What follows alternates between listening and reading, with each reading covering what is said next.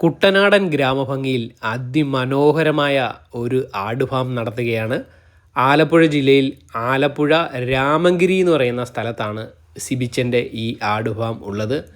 ഇദ്ദേഹം 8 വർഷക്കാലം കൊണ്ട് തുടർച്ചയായിട്ട് ആട് ഫാം മുന്നോട്ട് കൊണ്ടുപോവുകയാണ്. മറ്റൊരു ജോലിയും ഇദ്ദേഹം ചെയ്യുന്നില്ല. ആട് വളർത്തൽ മാത്രമാണ് ഇദ്ദേഹത്തിൻ്റെ ഉപജീവന മാർഗം. ആടുകൾക്കുള്ള ഇലയാഹാരത്തിനായി ആയുർ ജാക്ക് ഇനത്തിൽപ്പെടുന്ന ധാരാളം പ്ലാവുകൾ ഇവിടെ നട്ടുപിടിപ്പിച്ചിട്ടുണ്ട്. കുട്ടനാടൻ ഏരിയ ആയതുകൊണ്ട് തന്നെ ജലസമൃദ്ധി ധാരാളമായിട്ടുണ്ട്. അതുകൊണ്ട് തന്നെ വെട്ടുന്നതനുസരിച്ച് നല്ല രീതിയിൽ ഇത് വീണ്ടും വളർന്നു വരും എന്നാണ് സിബിച്ചൻ പറയുന്നത്. കുറേ അധികം പ്ലാവിനങ്ങൾ ഇവിടെ അദ്ദേഹം നട്ടുപിടിപ്പിച്ചിട്ടുണ്ട്. പണ്ടുള്ള കാലങ്ങളിൽ പ്ലാവില പഴുത്ത് പൊഴിയുന്ന സമയത്ത് നമ്മൾ കമ്പിയൊക്കെ ആയിട്ട് പോയിട്ട് ഈ പ്ലാവില ഇങ്ങനെ കുത്തി നിറച്ച് കമ്പിയിൽ നിറച്ച് കൊണ്ടുവന്ന് ആടുകൾക്ക് കൊടുക്കുമായിരുന്നു.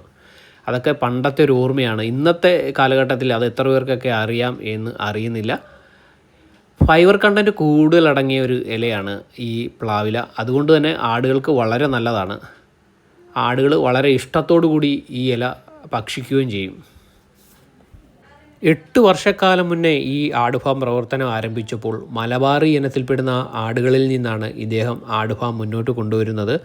മലബാറി ആടുകൾ എല്ലാ ഫാമിലും സംരക്ഷിക്കപ്പെടേണ്ടതാണെന്നും കർഷകന് ലാഭകരമായി മാറുന്ന ഒരു ബ്രീഡാണ് മലബാറി എന്നും ഇദ്ദേഹം പറയുന്നു.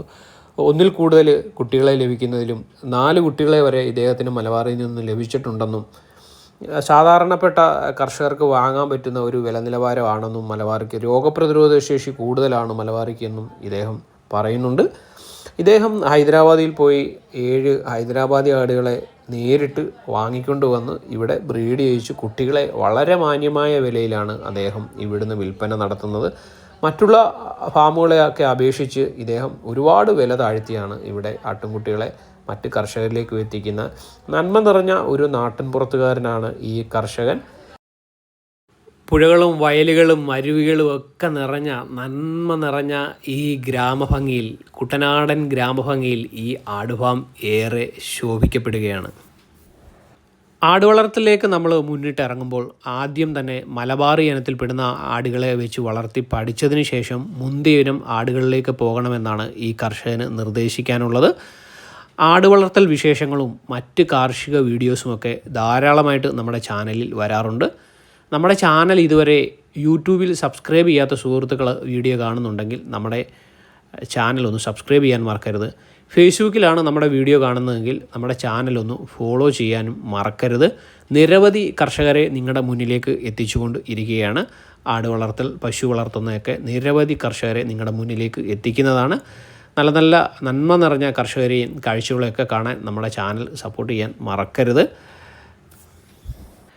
ആടുവളർത്തലിലേക്ക് ഇറങ്ങുമ്പോൾ വളരെ വലിയ മുതൽ മുടക്കിൽ ആട്ടിൻകൂടുകൾ നിർമ്മിക്കാതെ വളരെ ചിലവ് ചുരുങ്ങിയ ആട്ടിൻകൂടുകൾ നിർമ്മിച്ച് നല്ല ക്വാളിറ്റിയുള്ള ആടുകളെ വാങ്ങി വളർത്താൻ ശ്രദ്ധിക്കുക.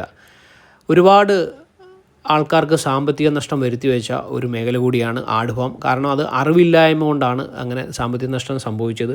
ആ തുടക്കം തന്നെ വളരെ വലിയ മുതൽ മുടക്കിൽ ആട്ടിൻകൂടുകൾ നിർമ്മിച്ചിട്ട് നിലവാരമില്ലാത്ത ആടുകളെ കൂട്ടിൽ വാങ്ങിയിടുമ്പോഴാണ് ആട് ഫാമുകളെല്ലാം പൂട്ടിപ്പോയ ഒരവസ്ഥ കേരളത്തിൽ കാണുന്നത്. അപ്പോൾ പ്രധാനമായിട്ടും നമ്മൾ ശ്രദ്ധിക്കുക, വളരെ ചിലവ് ചുരുങ്ങിയ കൂടുകൾ നിർമ്മിച്ച് നല്ല ക്വാളിറ്റിയുള്ള ആടുകളെ വളർത്തിയാൽ ആട് വളർത്തൽ ലാഭകരമാക്കി കൊണ്ടുപോകാൻ നമുക്ക് സാധിക്കും. സിബിച്ചായനെ വിളിക്കേണ്ട നമ്പർ നമ്മൾ വീഡിയോയ്ക്കകത്തിൽ ഉൾപ്പെടുത്തുന്നുണ്ട്. അദ്ദേഹത്തിനെ രാവിലെ 7:30-ക്ക് ശേഷം വിളിച്ചെങ്കിൽ മാത്രമേ കിട്ടുകയുള്ളൂ. അതിനുശേഷം വിളിക്കാൻ ശ്രദ്ധിക്കുക. അദ്ദേഹത്തിൻ്റെ ഫുൾ വീഡിയോ നമ്മുടെ യൂട്യൂബ് ചാനലിലും അതേപോലെ ഫേസ്ബുക്കിലും ഒക്കെ നമ്മൾ ചെയ്തിട്ടുണ്ട്. അത് കാണാത്തവർ ഒന്ന് വിശദമായിട്ട് ഇദ്ദേഹത്തിൻ്റെ കാര്യങ്ങൾ അറിയാൻ സാധിക്കുന്നതാണ്. അപ്പോൾ ആട്ടിൻകുട്ടികളെയൊക്കെ വിൽപ്പനയ്ക്കായിട്ട് ഇവിടെയുണ്ട്. അപ്പോൾ അദ്ദേഹത്തിനെ വിളിച്ച് ഇതിൻ്റെ വിലയും മറ്റു കാര്യങ്ങളൊക്കെ അന്വേഷിച്ചിട്ട് വാങ്ങാനായിട്ട് ശ്രദ്ധിക്കുക. എല്ലാവർക്കും നല്ലൊരു ദിവസം നേരുന്നു. നന്ദി, നമസ്കാരം.